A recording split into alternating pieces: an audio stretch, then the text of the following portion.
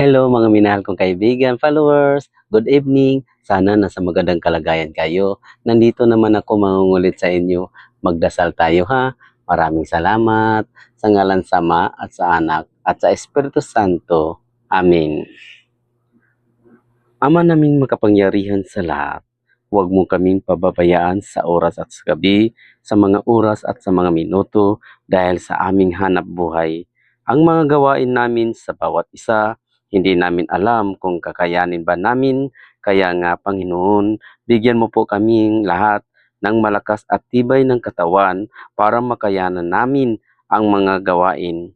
Panginoon, ipagkaloob mo sa amin ang kahilingan para sa kabutihan naming lahat at ang biyayang baguhin namin ang pag-awit ng imno ng kagalakan dahil sa iyong kadakilaan at walang hanggang awa ngayon at magpakailanman. Amin. Sa ngalan sa Ama at sa Anak at sa Espiritu Santo. Amin. Bye-bye mga minahal kong kaibigan followers. Good night. Salamat.